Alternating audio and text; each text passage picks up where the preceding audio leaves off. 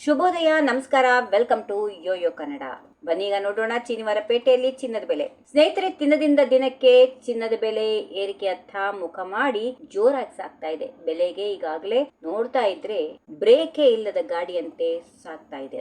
ಪಶ್ಚಿಮ ಏಷ್ಯಾದಲ್ಲಿ ಯುದ್ಧದ ಮೋಡಗಳು ಕವಿದಿರುವ ಬೆನ್ನಲ್ಲೇ ಬುಲಿಯನ್ ಮಾರುಕಟ್ಟೆಯಲ್ಲಿ ಭಾರಿ ಅಸ್ಥಿರತೆ ಇದೆ ಚಿನ್ನ ಮತ್ತು ಬೆಳ್ಳಿ ಬೆಲೆಯಲ್ಲಿ. ಹೂಡಿಕೆದಾರರು ಆತಂಕದಲ್ಲಿದ್ರು, ಗ್ರಾಹಕರಿಗೆ ಮಾತ್ರ ಇಂದು ಸ್ವಲ್ಪ ಸಿಹಿ ಸುದ್ದಿ ಅಂತ ಹೇಳ್ಬೋದು. ಇವತ್ತು ಬಂಗಾರ ಮತ್ತು ಬೆಳ್ಳಿ ಬೆಲೆಯಲ್ಲಿ ಕೊಂಚ ಇಳಿಕೆಯಾಗಿದೆ. ಹಾಗಾದ್ರೆ ಇವತ್ತಿನ ದರ ಎಷ್ಟು ಕುಸಿತವಾಗಿದೆ, ಸಂಪೂರ್ಣ ಮಾಹಿತಿ ಇಲ್ಲಿದೆ, ನೋಡ್ಕೊಂಡು ಬರೋಣ ಬನ್ನಿ. ಕರ್ನಾಟಕದಲ್ಲಿ ಇಂದು ಚಿನ್ನದ ಬೆಲೆ ಕೂಡ ಕೊಂಚ ಇಳಿಕೆಯಾಗಿ ನೆಮ್ಮದಿ ತಂದಿದೆ.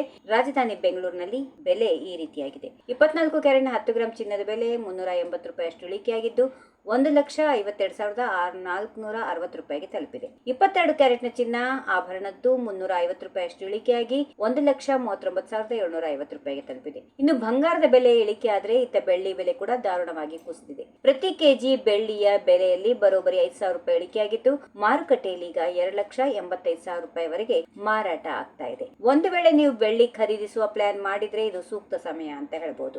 ಇನ್ನು ಈ ಬೆಲೆಗಳ ವ್ಯತ್ಯಾಸಗಳಿಗೆ ಕಾರಣಗಳೇನು ನೆನ್ಪಿಡಿ. ಈ ಬೆಲೆಗಳು ಕರ್ನಾಟಕದ ಎಲ್ಲಾ ಜಿಲ್ಲೆಗಳಲ್ಲಿ ಒಂದೇ ರೀತಿ ಇರೋದಿಲ್ಲ. ಬೆಂಗಳೂರು, ಮೈಸೂರು, ಮಂಗಳೂರು ಅಥವಾ ಹುಬ್ಬಳ್ಳಿಗಳಲ್ಲಿ ನಗರಕ್ಕೆ ತಕ್ಕಂತೆ ಸ್ಥಳೀಯ ಮಾರುಕಟ್ಟೆಯ ತೆರಿಗೆ ಮತ್ತು ಸಾರಿಗೆ ವೆಚ್ಚಗಳಿಂದ ಬೆಲೆಗಳಲ್ಲಿ ಅಲ್ಪ ಸ್ವಲ್ಪ ವ್ಯತ್ಯಾಸ ಇರುತ್ತದೆ. ಮುಖ್ಯವಾಗಿ ಭಾರತದಲ್ಲಿ ಚಿನ್ನದ ಬೆಲೆಯನ್ನ 3 ಸಂಗತಿಗಳು ನಿರ್ಧರಿಸುತ್ತವೆ. ಅಂತಾರಾಷ್ಟ್ರೀಯ ಮಾರುಕಟ್ಟೆಯ ದರ, ಅಮೆರಿಕನ್ ಡಾಲರ್ ಎದುರು ಭಾರತೀಯ ರೂಪಾಯಿಯ ಮೌಲ್ಯ, ಪಶ್ಚಿಮ ಏಷ್ಯಾದಲ್ಲಿ ನಡೆಯುತ್ತಿರುವ ರಾಜಕೀಯ ಬಿಕ್ಕಟ್ಟು.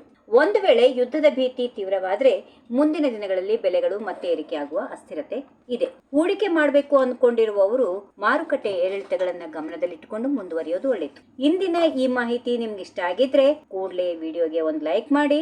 ನಿಮ್ಮ ಊರಿನಲ್ಲಿ ಇಂದಿನ ಚಿನ್ನದ ಬೆಲೆ ಎಷ್ಟಿದೆ ಅನ್ನೋದನ್ನ ಕಾಮೆಂಟ್ ಬಾಕ್ಸ್ ಅಲ್ಲಿ ತಿಳಿಸಿ. ಪ್ರತಿದಿನದ ಚಿನ್ನದ ಅಪ್ಡೇಟ್ಗಳಿಗಾಗಿ ನಮ್ಮ ಚಾನೆಲ್ ಅನ್ನ ಸಬ್ಸ್ಕ್ರೈಬ್ ಮಾಡಿ. ಧನ್ಯವಾದಗಳು.